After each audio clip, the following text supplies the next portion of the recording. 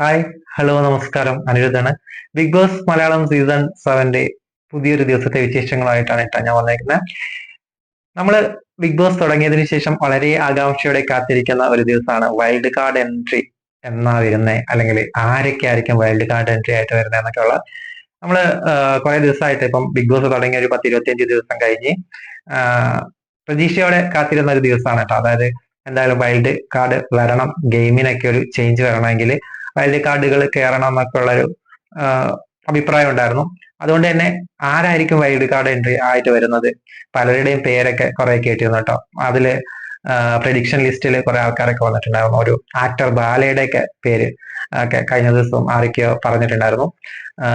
പിന്നെ ആക്ടർ ജിഷിൻ, സീരിയലൊക്കെ ആക്ടർ ജിഷിൻ ഒക്കെ അങ്ങനെ പ്രഡിക്ഷൻ ലിസ്റ്റിൽ കുറെ ആൾക്കാരുടെ പേരൊക്കെ ഉണ്ടായിരുന്നു കേട്ടോ.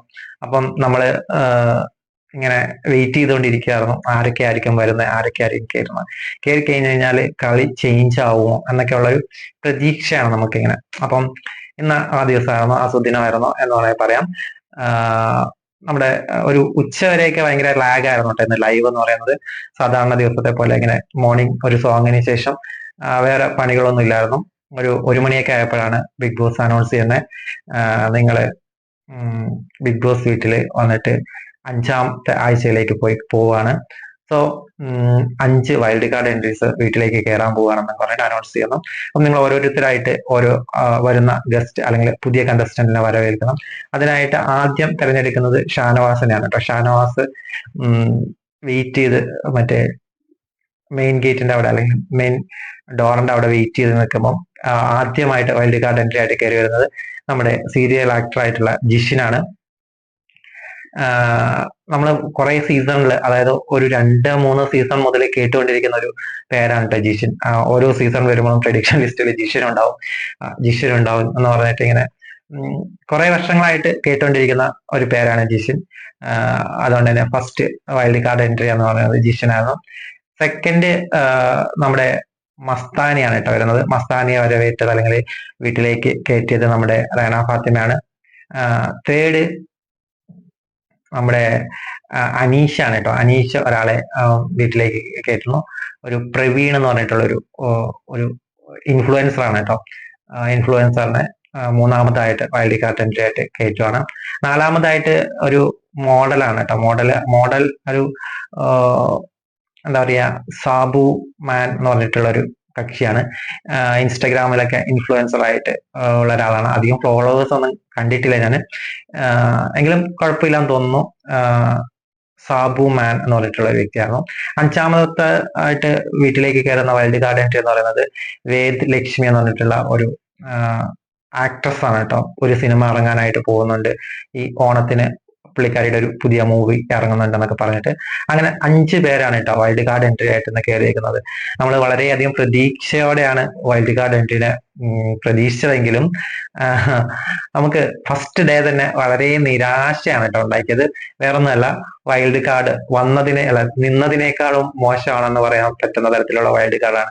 മലയാളം ബിഗ് ബോസിന് ഇത് എന്താ പറ്റിയത് എന്ന് പോകുന്ന തരത്തില്, എന്തൊക്കെ കാണിക്കണേ എന്ന് തോന്നിപ്പോകുന്ന തരത്തിലുള്ള ഒരു വൈൽഡ് കാർഡായിട്ടാണ് എനിക്ക് ഫീൽ ചെയ്തത് കേട്ടോ. വേറൊന്നല്ല, നമ്മൾ ജിഷിനെ എന്നൊക്കെ കുറെ പ്രതീക്ഷിച്ചായിരുന്നു. ജിഷിൻ കുറച്ചുകൂടി പക്വമായിട്ടൊക്കെ പെരുമാറുന്ന ആളായിരിക്കും. കുറച്ചുകൂടി ഇപ്പം വീടിനകത്ത് ഭയങ്കര മോശമായിട്ട് കളിച്ചുകൊണ്ടിരിക്കുന്ന അപ്പാനി ശരത്തിനെയും അല്ലെങ്കിൽ അക്ബറിനെയൊക്കെ ചോദ്യം ചെയ്യാനും നല്ല രീതിയിൽ അവർ കളിക്കുന്ന ഗെയിമിനേക്കാൾ നല്ല മാന്യമായിട്ട് കളിക്കാൻ പറ്റിയ ഒരാളായിരിക്കും എന്നൊക്കെയാണ് നമ്മൾ പ്രതീക്ഷിച്ചത്.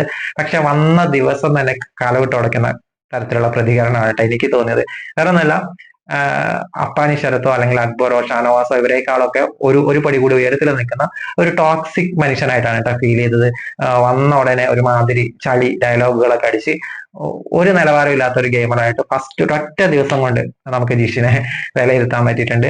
രണ്ടാമതായിട്ട് നമ്മൾ പ്രതീക്ഷയോടെ കാത്തിരുന്ന അല്ലെങ്കിൽ പ്രതീക്ഷ തോന്നിയിരുന്ന ഒരു കണ്ടസ്റ്റന്റ് ആയിരുന്നു മസ്താനി എന്ന് പറഞ്ഞിട്ട്. മസ്താനി വന്നത് തന്നെ രേണുസുധീനെ നന്നാക്കാൻ വന്നതുപോലെയാണ് കേട്ടോ ഫീൽ ചെയ്തത്. പുറത്തുള്ള കുറച്ച് നെഗറ്റീവ് ന്യൂസിനെ അല്ലെങ്കിൽ പുറത്തുള്ള കുറച്ച് നെഗറ്റീവ് ആൾക്കാരുണ്ടല്ലോ, രേണുസുധീനെ കല്ലെറിയുന്ന, അല്ല രേണുസുധിയുടെ മോശം കാര്യങ്ങളൊക്കെ വിളിച്ചു പറഞ്ഞിട്ട് രേണുസുധീനെ കല്ലെറിഞ്ഞ് 4 പൈസ ഉണ്ടാക്കാനായിട്ട് ഉള്ള കുറച്ച് ആൾക്കാരുണ്ട്. ആ കൂട്ടത്തിൽ നിന്ന് പറഞ്ഞു വിട്ടതുപോലെയാണ് മസ്താനി ആ വീട്ടിൽ വന്നിട്ട് പ്രതികരിച്ചുകൊണ്ടിരിക്കുന്നത് കേട്ടോ. വേറെ ഒന്നല്ല, രേണുസുതി വളരെ നന്നായിട്ട് ആ വീട്ടിൽ യാതൊരു പ്രശ്നത്തിനും ഇല്ലാതെ വളരെ കൂളായിട്ട് അല്ലെങ്കിൽ വളരെ നല്ലൊരു മനുഷ്യനായിട്ട് ജീവിച്ചുകൊണ്ടിരിക്കുന്ന കാഴ്ചയാണ് നമ്മൾ ഇതുവരെ കണ്ടുകൊണ്ടിരുന്നത്. ആ വീട്ടിലേക്ക് കയറി വന്നിട്ട് മസ്താനി, അവിടെ 10-17 കണ്ടസ്റ്റൻസ് വേറെ ഉണ്ടെങ്കിലും മസ്താനി ആദ്യമായിട്ട് ഫോക്കസ് ചെയ്യുന്നത് രേണുസുദീനെയാണ് കേട്ടോ. വന്ന് കയറിയത് മുതൽ രേണുസുദീനെ കുറിച്ചിട്ടുള്ള മോശം കാര്യങ്ങൾ സംസാരിക്കുക, പുറത്തു നിന്നുള്ള കാര്യങ്ങൾ സംസാരിക്കുക, അവര് വീട്ടിലേക്ക് കയറിയപ്പോഴുണ്ടായിട്ടുള്ള പുറത്ത് കോൺട്രവേഴ്സിയൊക്കെ നടക്കുന്നതിനെ കുറിച്ചുള്ള കാര്യങ്ങളൊക്കെ ഒരു ഒരു തരത്തിൽ മറച്ചു പിടിച്ചിട്ട് മസ്താനി ഒരു ഡേറ്റി ഗെയിമാണ് മസ്താനിയുടെ ഭാഗത്തു നിന്നുണ്ടാവുന്നത് കേട്ടോ. സുധീനെ മരിച്ചതില് സുധിയുടെ വില കളയാനായിട്ടാണ് രേണുസുതി ചെയ്തുകൊണ്ടിരിക്കുന്നത്. മരിച്ചാലും അയാളെ വെറുതെ വിടുന്നില്ല എന്നൊക്കെ പറയുന്ന ഒരുമാതിരി തേർഡ് റേറ്റ് കമന്റുകളൊക്കെയാണ് മസ്താനിയുടെ ഭാഗത്തുനിന്ന് ഉണ്ടായിട്ടുള്ളത് കേട്ടോ. അതായത് രേണു വളരെ മാന്യമായിട്ട് സംസാരിക്കുക, വളരെ നല്ല രീതിയിൽ പെരുമാറുകയൊക്കെ ചെയ്യുന്ന ഒരാളായത് കൊണ്ട് മാത്രമാണ് അവിടെ വേറെ പ്രശ്നമൊന്നും ഉണ്ടാവാതിരുന്നത്. അല്ലെങ്കിൽ മസ്താനിയുടെ നല്ല രീതിയിൽ മസ്താനിനെ പൊളിച്ചെടുക്കാൻ തരത്തിലുള്ള ഡയലോഗുകൾ തിരിച്ച് പറയാം കേട്ടോ. അതായത് മരിച്ചുപോയ ഭർത്താവായിട്ടുള്ള സുധീനെ വരെ വിളിച്ച് ഗെയിം കളിക്കുന്ന മസ്താനിക്ക് തിരിച്ച് നല്ലത് പറഞ്ഞു കൊടുക്കാനായിട്ട് കഴിവുള്ള ഒരാളായിരുന്നെങ്കിൽ മസ്താനി അതിന് മുതിരില്ലായിരുന്നു. കാരണം രേണുസുതി ഇതുവരെ അങ്ങനെ മോശമായിട്ടുള്ള ഒരു പദപ്രയോഗങ്ങളോ അല്ലെങ്കിൽ മറ്റുള്ള ഒരാളെ ഒരു അവഹേളിക്കുന്ന തരത്തിൽ യാതൊരു പ്രതികരണവും ചെയ്യാത്ത നല്ലൊരു കണ്ടസ്റ്റന്റ് ആണ് കേട്ടോ. അവരുടെ ഗെയിം വളരെ ലോ ആണ്, വലിയ രീതിയിലുള്ള ഇമ്പാക്റ്റ് ഒന്നും ഉണ്ടാക്കുന്നില്ലെങ്കിലും ആ വീട്ടിൽ വളരെ മാന്യമായിട്ട് മറ്റുള്ളവരെ കൺസിഡർ ചെയ്ത് മറ്റുള്ളവരുടെ എല്ലാ കാര്യത്തിലും എന്താ പറയാ, ആർക്കും ഒരു ദോഷമില്ലാത്ത തരത്തിൽ ജീവിക്കുന്ന, അതായത് വ്യക്തമായിട്ട് ജീവിക്കുന്ന ഒരാളാണ് രേണുസുതി. അപ്പൊ രേണുസുതിനെ ചൊറിയാനാണ് മസ്താനിയുടെ വരവ്. അതും എനിക്ക് അട്ടർ ഫ്ലോപ്പ് ആയിട്ട് തോന്നി. പിന്നെ ഉള്ളത് പ്രവീൺ ആൻഡ് സാബു ആണ്. ഇവരെ രണ്ടുപേരും അത്ര വലിയ എന്താ പറയാ വൈൽഡ് കാർഡായിട്ട് വന്നിട്ട് ഗെയിം ചേഞ്ച് ചെയ്യാൻ പറ്റിയ ആൾക്കാരാണെന്ന് തോന്നിയില്ല. ഒരു തണുപ്പ മട്ടിലുള്ള പ്രതികരണമാണ് കേട്ടോ കണ്ടത്. പിന്നെ തമ്മിൽ ഭേദം തൊമ്മൻ എന്ന് പറയാനായിട്ട് ഒരു വേദലക്ഷ്മി ഉണ്ട്. വേദലക്ഷ്മി വന്ന് കയറിയപ്പോ മുതല് ഭയങ്കര ഒരു എന്താ പറയാ പുത്തനച്ചി പുരപ്പുറം തൂക്കുക എന്നൊക്കെ പറയുന്ന പോലെ വന്ന് കയറിയ ഉടനെ നടുത്തളം ഭയങ്കരമായിട്ട് വൃത്തിയാക്കാൻ തുടങ്ങിയതാണ്. വല്ലാത്ത തരത്തില് എല്ലാത്തിലും കയറി ഇടപെടുന്ന ഒരു ക്യാരക്ടറായിട്ട് ഫീൽ ചെയ്തു കേട്ടോ.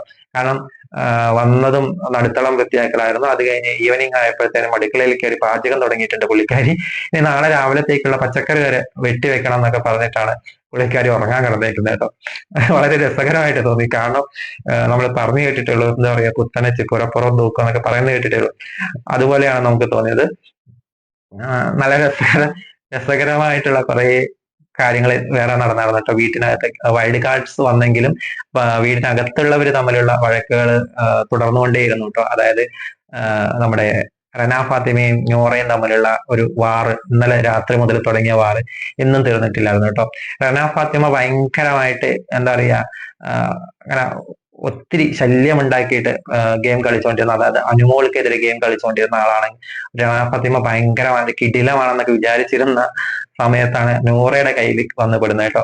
നല്ല രീതിയിൽ കൈകാര്യം ചെയ്തിട്ടുണ്ട് നോറ ഇന്നലെയും ഇന്നുമായിട്ട്. അതുകൊണ്ട് ഇന്നലെയും ഇന്നുമായിട്ട് റന ഫാത്തിമ കരഞ്ഞ് മെഴുകുമായിരുന്നു കേട്ടോ. വളരെ സന്തോഷം തോന്നി. കാരണം ഒരു എന്താ പറയാ ഒരു നിലവാരമില്ലാത്ത ഒരു ഗെയിമറാണ്, പക്ഷെ ഒരു നിലപാടില്ലാത്ത അല്ലെങ്കിൽ നിലവാരമില്ലാത്ത ഗെയിം കളിച്ചുകൊണ്ടിരിക്കുന്ന ഒരാളാണ് റന ഫാത്തിമ എന്നാണ് എനിക്ക് തോന്നിയിട്ടുള്ളത്.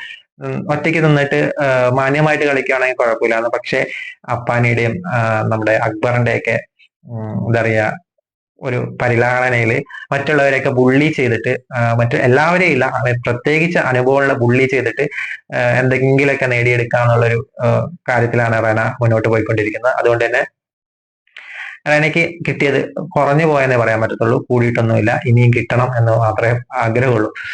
അതുപോലത്തെയുള്ള ഗെയിമാണ് കളിച്ചുകൊണ്ടിരിക്കുന്നത്. അല്ലാതെ പിന്നെ അനീഷ് വൈൽഡ് കാർഡ്സിനൊന്നും വില വയ്ക്കുന്നില്ല. അടുക്കളയിൽ അനീഷിൻ്റെതായിട്ടുള്ള ഒരു ചെറിയ കലഹം ഉണ്ടായിരുന്നു കേട്ടോ. അതായത് അനീഷിന്റെ അടുത്ത് കുക്ക് ചെയ്യുന്നിടത്തുനിന്ന് മാറി നിന്ന് സംസാരിക്കാനായിട്ട് ജിഷിനും ലക്ഷ്മിയും പിന്നെ പ്രവീണും ഒക്കെ പഠിച്ച പണി 18 നോക്കുന്നുണ്ട്. മാറി നിൽക്ക്, തുപ്പല് വീഴും, ഭക്ഷണത്തിൽ തുപ്പല് വീഴും എന്നൊക്കെ പറഞ്ഞ് ഭയങ്കരമായിട്ട് കച്ചറ കൂടുന്നുണ്ട്. പക്ഷെ അനീഷ് അതിനൊന്നും വില എടുക്കുന്നില്ല കേട്ടോ. നിങ്ങൾ എന്ത് വേണമെങ്കിൽ പറഞ്ഞാൽ ഞാൻ ഇവിടെ നിന്ന് വഴങ്ങത്തില്ല എന്നൊക്കെ പറഞ്ഞ് അനീഷിൻ്റെതായിട്ടുള്ള ഗെയിം മുന്നോട്ട് കൊണ്ടുപോകാനായിട്ട് ശ്രമിക്കുന്നുണ്ട്. കളിയൊക്കെ കണ്ടു വന്നതാണ് ജിഷിനും ബാക്കിയുള്ളവരും ഈ മസ്താനിയൊക്കെ.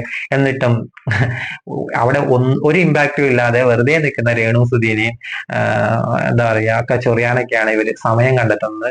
അല്ലാതെ സ്ട്രോങ് ആയിട്ട് കളിക്കുന്ന അല്ലെങ്കിൽ അവിടെ ഒരു നിലവാരമില്ലാതെ ഡേർട്ടി ഗെയിം കളിച്ചുകൊണ്ടിരിക്കുന്ന ആർക്കും എതിരെ തിരിയാനായിട്ട് ഇവര് തുനിയുന്നില്ല എന്നുള്ളതാണ് വൈൽഡ് കാർഡ്സിനെ കുറിച്ചിട്ട് ഫസ്റ്റ് ഡേയിലെ അഭിപ്രായം കേട്ടോ. എന്തിനാണ് വൈൽഡ് കാർഡ്സ് എന്ന് തോന്നിപ്പോകുന്ന തരത്തിലുള്ള ഒരു വൈൽഡ് കാർഡ്സ് ആയിട്ട് തോന്നി. ബിഗ് ബോസ് കുറച്ചുകൂടിയൊക്കെ ഒരു സീരിയസ് ആയിട്ട് വൈൽഡ് കാർഡ്സിനെ എടുക്കുമ്പോൾ അല്ലെങ്കിൽ അവരെ കയറ്റിവിടുന്ന സമയത്ത് ആലോചിക്കേണ്ടതാണ്. ഒരു കറക്റ്റ് ഗെയിം ചേഞ്ച് ചെയ്യാൻ പറ്റുന്ന ആൾക്കാരെ വേണമായിരുന്നു കയറ്റാനായിട്ട്. എനിക്ക് തോന്നുന്നത് നമ്മുടെ ഷാരികയൊക്കെ ഫസ്റ്റ് കയറിയത് വൈൽഡ് കാർഡായിട്ട് കയറിയായിരുന്നെങ്കിൽ കുറച്ചുകൂടി ഇമ്പാക്ട് ഉണ്ടാക്കാൻ കഴിയുമായിരുന്നു തോന്നിപ്പോയിട്ടോ. പറ്റുമെങ്കിൽ ഷാരികയ്ക്കും ആർജെ ബിൻസിക്കൊക്കെ ഒരു ചാൻസ് കൂടി കൊടുക്കാനായിട്ട് ബിഗ് ബോസ് തയ്യാറാകണം എന്നാണ് എനിക്ക് പറയാനുള്ളത്. കാരണം എന്താണെന്നാൽ ഇപ്പൊ കേട്ടിരിക്കുന്ന വൈൽഡ് കാർഡ്സ് ഒക്കെ വെറും നനഞ്ഞ പടക്കങ്ങളായിട്ടാണ് ഫീൽ ചെയ്തത്. ഇനി നാളെ മറ്റന്നാളൊക്കെ അവരുടെ പ്രവർത്തനം എങ്ങനെ ഉണ്ടാവും എന്നുള്ളത് നമുക്ക് കാണാം, കണ്ട് മനസ്സിലാക്കണം. അല്ലാതെ നമുക്കൊന്നും പറയാൻ പറ്റൂല. പക്ഷെ ഇന്നത്തെ അഭിപ്രായത്തിൽ വെരി ബോറായിട്ട് ഫീൽ ചെയ്തു കേട്ടോ. പിന്നെ ഇന്നത്തെ ദിവസത്തെ വേറൊരു നല്ലൊരു കാഴ്ച എന്ന് പറയാൻ നമ്മുടെ അനുമോളുടെയും ജിസയിലുടെയും ഒരു ജയിൽവാസമായിരുന്നു കേട്ടോ. 2 മണിക്കൂർ ഈ ആഴ്ചയിൽ 2 മണിക്കൂർ വീതം ഓരോ ദിവസവും ജയിലിൽ കിടക്കണമെന്ന് ലാലേട്ടന്റെ എപ്പിസോഡിൽ കഴിഞ്ഞ ദിവസത്തെ എപ്പിസോഡിൽ പറഞ്ഞിട്ടുണ്ടായിരുന്നു പണിഷ്മെന്റ് ആയിട്ട്. അതിന്റെ ഭാഗമായിട്ട് അനുമോളും ജിസയിലും ജയിലിനകത്ത് കയറിയിട്ട് കുറെ കാര്യങ്ങൾ സംസാരിക്കുന്നുണ്ട് കേട്ടോ. അനുമോളും ജിസയിലും വളരെ നല്ല കണ്ടസ്റ്റൻസ് ആണ്. രണ്ടാളും നന്നായി കളിക്കുന്ന ആൾക്കാരാണ്. അതുകൊണ്ട് തന്നെ ഹെൽത്തി ആയിട്ട് ഗെയിം കളിച്ച് പോയി കഴിഞ്ഞാൽ നല്ല രസം ഉണ്ടാവുമെന്ന് തോന്നിപ്പോകുന്ന തരത്തില് അവരുടെ കോൺവെർസേഷൻ ഒക്കെ നല്ല രീതിയിൽ ഒരു എന്താ പറയുക ഇമ്പാക്ട് ഉണ്ടാക്കുന്ന തരത്തിലുള്ള ഒരു കോൺവെർസേഷൻ ആയിരുന്നു. അതിനും തുടരട്ടെ എന്ന് വിചാരിക്കാം. ഓരോ ദിവസവും നല്ല രീതിയിൽ, അല്ലാതെ ചുമ്മാ വെറുതെ അങ്ങോട്ടും ഇങ്ങോട്ടും അടി പിടിയായിട്ട് പോയെന്നേക്കാൾ നല്ലത് നല്ല എന്താ പറയുക വാക്കുകൾ കൊണ്ടുള്ള ഒരു ഗെയിം ആയിരിക്കട്ടെ എന്ന് വിചാരിക്കുന്നു.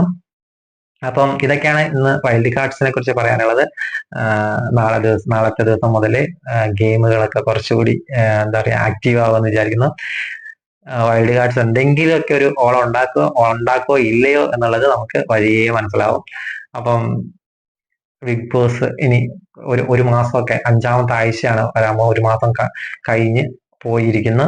ഇനിയുള്ള ദിവസങ്ങളിൽ നല്ല രീതിയിൽ പണിയെടുത്താൽ മാത്രമേ നല്ലൊരു ഇമ്പാക്ട് ഉണ്ടാക്കാൻ പറ്റുള്ളൂ. അല്ലെങ്കിൽ ഒരു നനഞ്ഞ പടക്കം പോലെ ആയി പോകും ബിഗ് ബോസ് എന്ന് തോന്നുന്നു. എന്തായാലും നന്നായിട്ട് കളിക്കാൻ കഴിയട്ടെ. എല്ലാവരും നല്ല രീതിയിൽ പരസ്പരം ഈ വിഴിപ്പൊന്നും വാരി എറിയാതെ അല്ലെങ്കിൽ ചളിയൊന്നും വാരി എറിയാതെ നല്ല കോമ്പറ്റീറ്റേഴ്സ് ആയിട്ട് മുന്നോട്ട് പോകാൻ കഴിയട്ടെ എന്ന് മാത്രം ആശംസിച്ചുകൊണ്ട് ഇന്നത്തെ വിശേഷങ്ങൾ ഇവിടെ അവസാനിപ്പിക്കുകയാണ്. നാളത്തെ വിശേഷങ്ങളുമായിട്ട് നാളെ വരാം. Signing off Anirudh.